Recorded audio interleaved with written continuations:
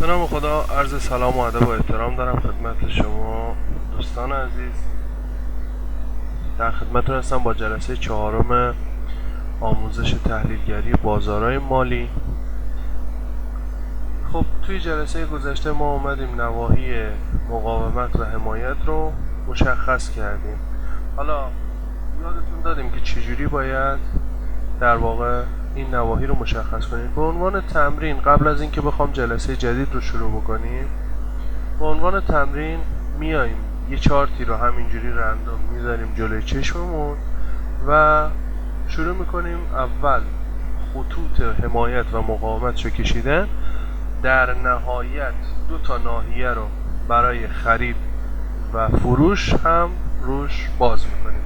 خب من یه چارتی رو باز میکنم، مثلا چه میدونم اتریوم. خب خوب دقت کنید، اولین کاری که میکنم تایم فریم روزانه. یه خورده چارت رو کوچیکش کنیم ببینیم چه خبره. خب بسیار در تایم فریم یک روزه یا همون روزانه هستیم. حمایت ها و مقاومت های روزانهش رو مشخص میکنم. رنگش هم میزنم رنگ مشکی. فعلا اونایی که به چشمتون میاد رو علامت میذارید. خب اینم یک ناحیه. باز هم داریم اینم یک ناحیه. اینجا هم یک ناحیه.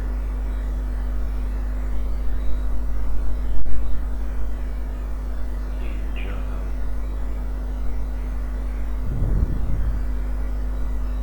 یک ناحیه. اینجا هم یک ناحیه. هر اون چی که به چشمتون خورد رو علامت میذارید. اینجا هم یک ناحیه. ناحیه همون بالا ها داریم. حالا اولین کاری که میکنم از اون خط بالا یه خورده زوم میکنیم چارتو. توی تایم فریم روزانه اول اینا رو اصلاح میکنیم. ببینید بذارید روی بدنه کندل. هیچ وقت ما اینا رو حالا طبق تجربه من روی شادو نمیدیم. خط دومم رو طبق این مشخص میکنم. خط سومم رو روی این ناحیه قرار میدم. چهارمی رو اینجا. خب پنجمی جاش خوبه. ششمی رو هم یه ذره فهمیدم اصلاح ریزی روش انجام میدم. هفتمی هم جاش عالیه تقریبا. یه ذره جاش پایین‌تر. و اینم خط آخرم. تایم فریم رو میبرم روی تایم 4 ساعته و خب اولین کاری که میکنم کل این 8 خطی رو که کشیدم و اول اصلاح میکنم. زومش کنیم. خب اینجاش عالیه. اینم جاش عالیه. خوبه، خیلی خوبه.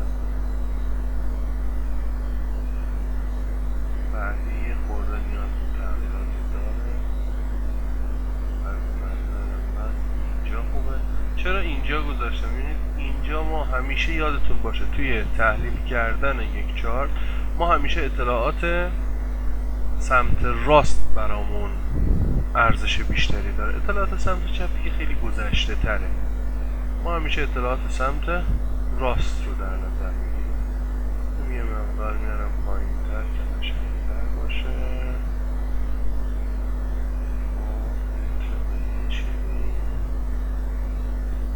زومش میکنیم. تغییرش میکنیم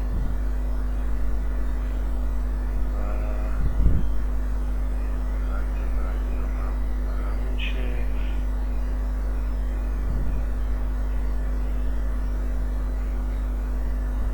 خیلی خوب شد. خط آخر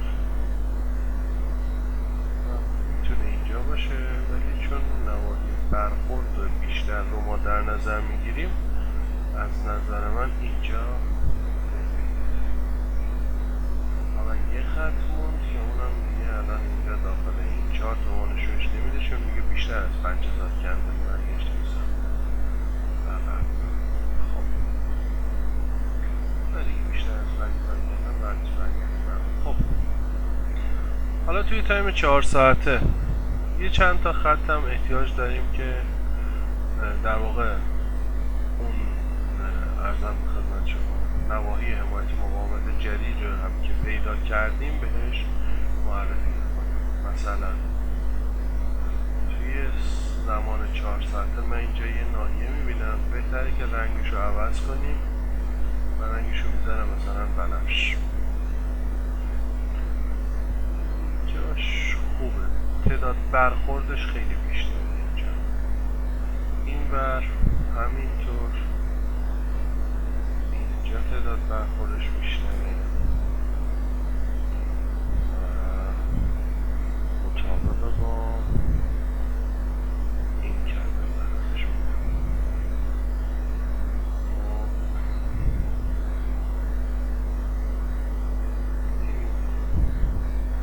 دیگه خیلی دوریم ازش، چون خیلی دور شدیم دیگه بهتره که زیاد خیلی روش گیر ندیم. حالا نهایتا با انقاذ این نیرو دارم من در نظر میگیرم، ولی بیشتر از این واقعا دیگه از نظر بنده ضرورتی نداره. میشه من دار با انقاذ انجام خیلی کافیه. میبرم رو تایم 1 ساعته. اول این خطوط بنفشم رو نگاه میکنم، دیگه با خطوط مشکی کاری نداریم. خطوط بنفشم رو نگاه میکنم ببینم که بهترین نقطه قرار داره یا نه. چرا قرار داره؟ حالا یه نمه خیلی کمی باید اصلا میشود. بعدی جاش عالی بوده، تقریبا تشخیصمون خیلی خوب بوده و آخرین خط هم به همین شکل یه نگاه میندازیم. خب جاش جای بسیار خیلی خوب. این تا اینجا. حالا نوبت میرسه به خطوط حمایت و مقاومت ما در تایم فریم 1 ساعته. خب حالا نگاه بندازید ببینید ما اینجا یه خط داریم، اینجا یه خط حمایت مقاومت داریم که مربوط به تایم 1 ساعت است. من اینجا آبی میکنم که قشنگ متوجه بشید. همینجا هم زومش میکنم، اصلاحش میکنم، بهترین نقطهشو در میارم. دید من بهترین نقطه میتونه اینجا باشه، اینجا نمیتونه باشه. چرا؟ چون اصلا اون اهمیتی بهش به اون صورت داده نشده، ولی تو این ناحیه بالاتر خیلی بهتر بود. هم شادوهای زیادی باهاش برخورد داشته، هم این یک شکست فیک بود. بازم داریم دیگه نداریم اینجا. این دوتا هم احتمالا یه نقطه حمایت مقاومت 1 ساعتی وجود داشته باشه که داره.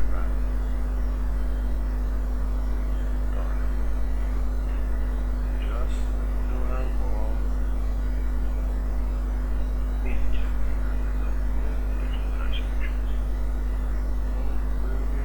یکمون بازم هست. حالا اینجا هم میشه این رو پیدا کرد. خیلی آس نیست، خیلی به درد بخور نیست اینجا. یه خودی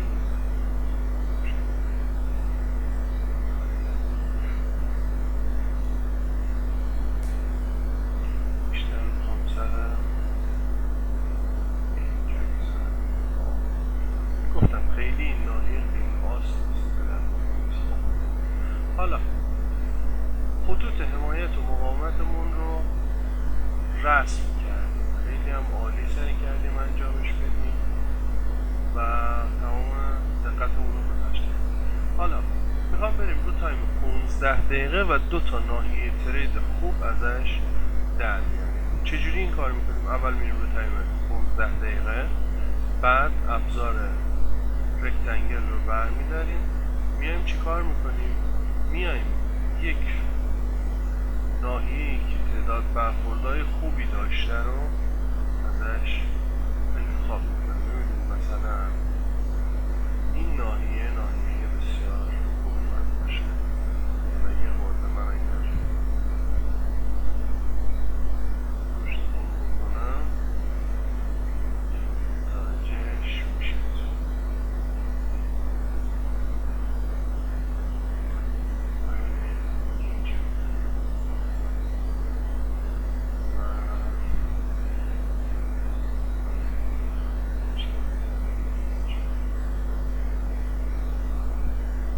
حالا نگاه کنید، این ناحیه به نسبت خوبی رو ما اینجا پیدا کردیم در چندین دقیقه که میتونه برای ما مهم باشه. وقتی که من اینو دارم انتظار دارم که موقعی که قیمت میاد میخوره بهش واکنش نشون بده. پس توی این موقعیت این بالا دنبال معامله های فروش میگردیم ما. اما خب یه ناحیه هم برای معامله های خریدمون در نظر بگیریم که خوب جواب بده. یه ناحیه‌ای که ما میتونیم برای معاملاتمون توی 15 دقیقه به دست بیاریم، از نظر من هم نزدیک باشه به خط مقاومتیمون همین داره. این در حالا ما اینو میکشیم ببینیم چجوری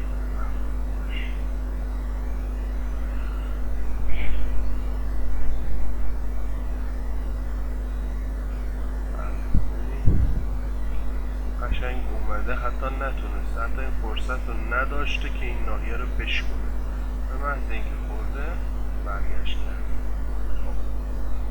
پس ما توی این ناحیه دنبال معاملات خرید میگردیم، توی این ناحیه هم دنبال معاملات فروش میگردیم. این از آموزش جلسه گذشتمون که به صورت تمرینی بیانش کردیم. اما بریم سراغ جلسه جدیدمون. قرار بود ما تو جلسه چهارم در مورد بحث خطوط روند و کانال ها صحبت کنیم. حالا خطوط روند و کانال ها چیه؟ ببینید گاهی اوقات شما نگاه میکنید به چارت، احساس میکنید که این یه حرکت منظمی داره، این چارت توی یه کانال خاصی داره این بازی میکنه، این قیمت یا روی یک خط فرضی قشنگی داره بازی میکنه. ما اصطلاحاً به این خطوط میگیم خطوط روند و خطوط کانال. خب دقت کنید، من مثلا وقتی که میخوام توی تایم فریم 15 دقیقه ترید بکنم، بهترین تایم فریم برای رسم خط روند برای من میشه تایم 1 ساعته. اگر قراره در 1 ساعته ترید بکنم، بهترین تایم فریم برای رسم خطوط روند برای من میشه تایم 4 ساعته. اگر قراره در 4 ساعته ترید بکنم، بهترین خط روندهای من توی تایم روزانه هست. بنابراین چون من قراره در 15 دقیقه ترید بکنم، پس میام روی تایم 1 ساعته و اینجا خطوط روندم رو میکشم. خب دقت کنید، رسم خط روند خیلی ساده. نگاه کنید به این قسمت، نگاه کنید، من اینجا دارم میبینم یک کانال صعودی تشکیل شده، یک روند صعودی اینجا داره شکل میگیره. خوب دقت کنید، میام چی کار میکنم؟ میام ابزار خط کشیم رو برمیدارم، ترند لاینم رو برمیدارم و حالا میتونم از سر شادو بگیرم، میتونم از انتهای کندل بگیرم. هر دوتاش درسته. ببینید، باید بدونید این خط روندی که میکشید با کدومش بیشتر حال میده، با کدومش بیشتر میخونه این روند چارتتون. خب نگاه کنید، مثلا من این قله رو، من این دره رو در نظر میگیرم، میکشم به سمت با دره بعدیش. نگاه کنید،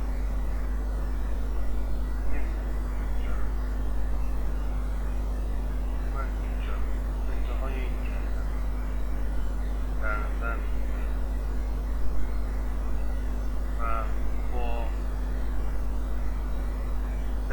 بعدی به هم متصل شد. اینجا رو نگاه کنید، این دوتا رو من گرفتم.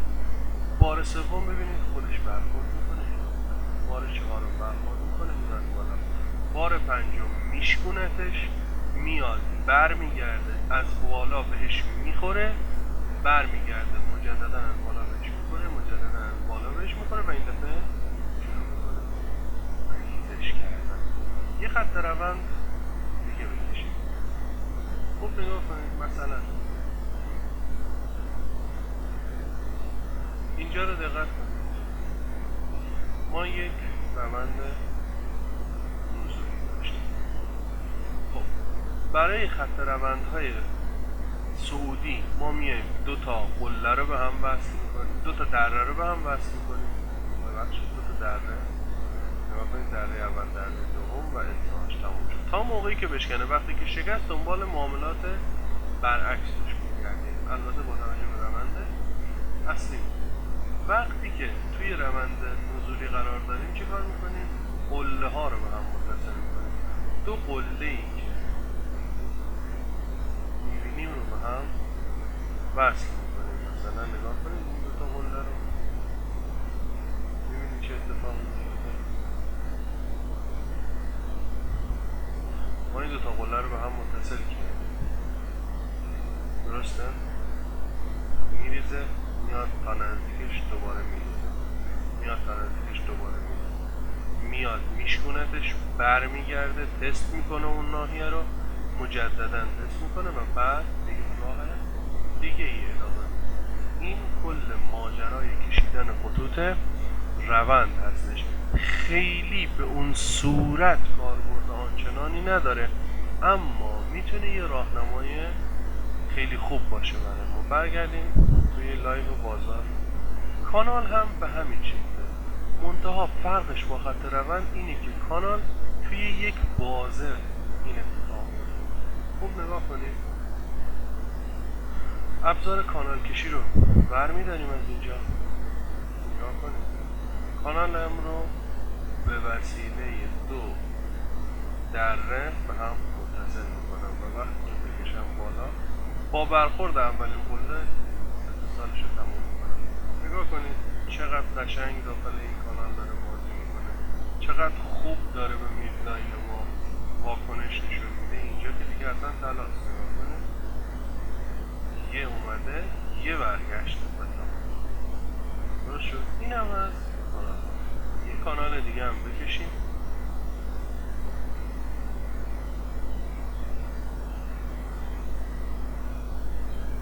مثلا به فرض اینجا بازم باشه. خب یک کانال صعودی مثلا داشتیم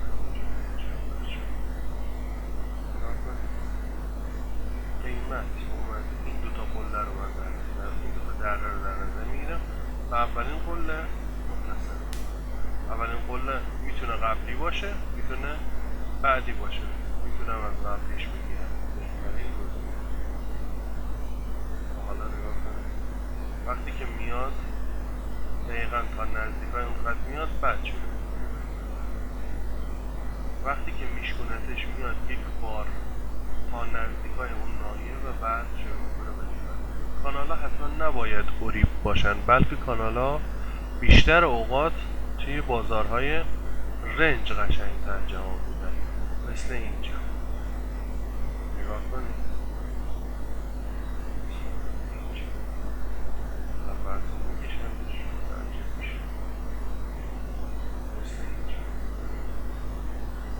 این یک کانال تریلینگ رنج، این چقدر خوبه.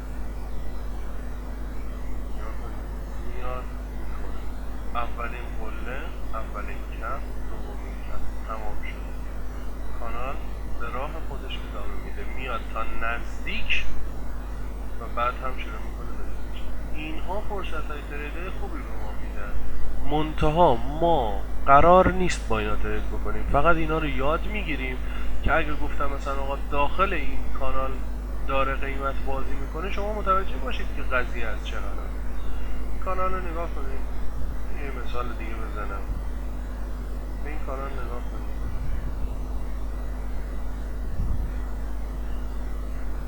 کانال حضوری. نگاه کنید چقدر خوب بهش جواب قیمت میاد میخوره بازی میکنه میریزه میخوره بازی میکنه میشکنتش و بعد از اینکه میشکنتش برمیگرده که تستش کنه و بعد اگر نتونست برگرده داخل کانالش به یک راه دیگه ادامه میده. اینم از بحث کانال. ببینم چند دقیقه شده. خب 20 دقیقه فعلا کافیه برای این جلسه. به امید خدا در جلسه بعدی بحث پولبک رو براتون به اشتراک خواهیم گذاشت. خسته نباشید. خدا نگهدار.